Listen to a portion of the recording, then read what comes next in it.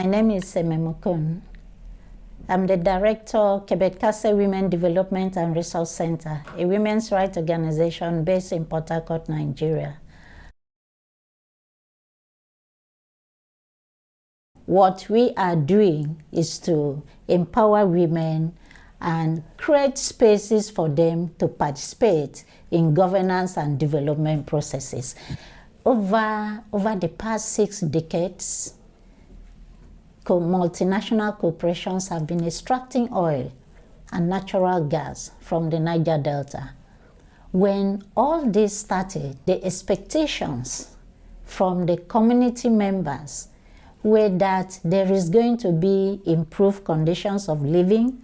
They are going to benefit from the businesses that the corporations and government are doing from the minerals extracted from their communities. But how many decades down the line, what is obtained is poverty in those communities. The environment is destroyed, farmlands are destroyed, land is taken from the people. Sources of drinking water, the water bodies, rivers, streams, creeks are polluted. So the traditional occupation of the people are destroyed because the farming occupation is no longer as lucrative as it used to be. In fact, eating fish from some of the water bodies, you actually feel hydrocarbon in the fish. So we are in a situation where the land is polluted, the air is polluted, the water is polluted. So all of us are vulnerable. The reason we work with women is that over the years, interactions has been between government, corporations, and the male-dominated community leaders. Women traditionally do not participate in decision-making processes. So nobody even considers women when they are discussing the contract or when they are discussing compensation for farmlands that are polluted. So mobilizing women to begin to speak for themselves and also to begin to ask questions and engage with these critical stakeholders is very important. Shell is the biggest corporation and the most popular.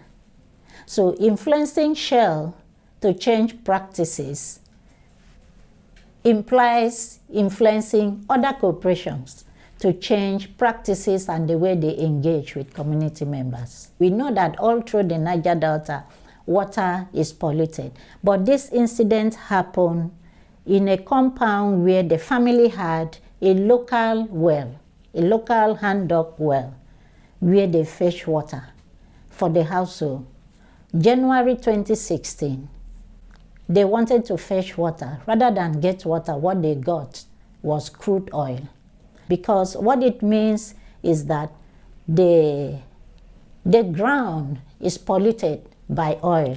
So the people are living on top of oil because the affected well is just a few meters from where family members stay. So what happened?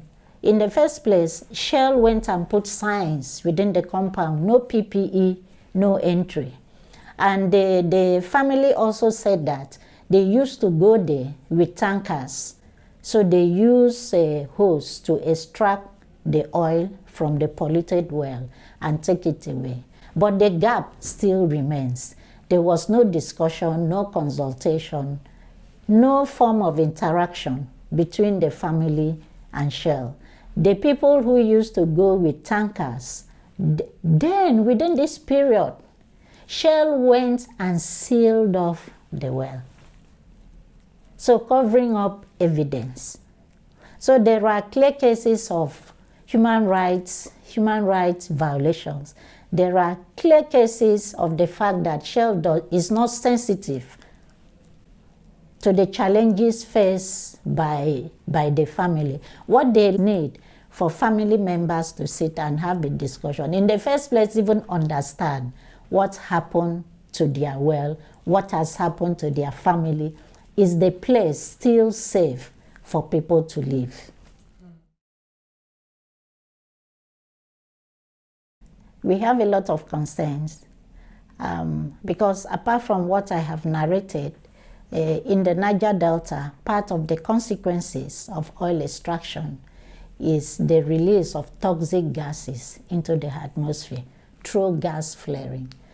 And this has been going on since in the 1950s when oil extraction started.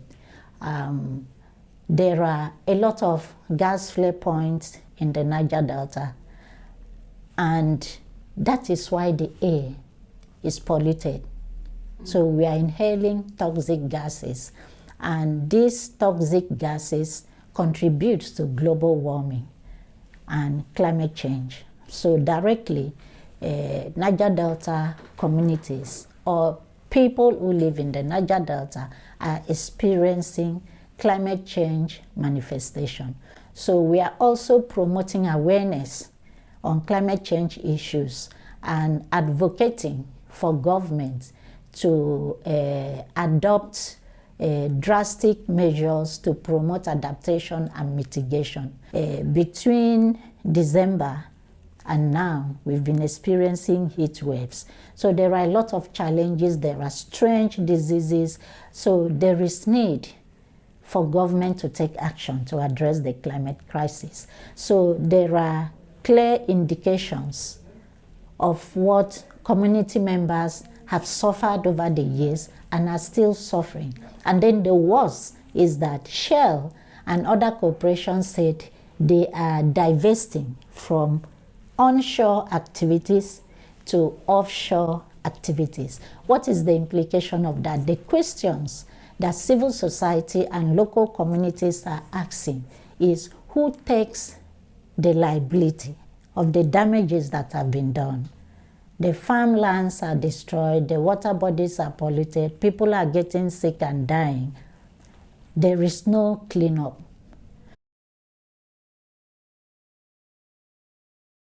So there is still need for dialogue and consultation. What happens to the environment? What happens to the people?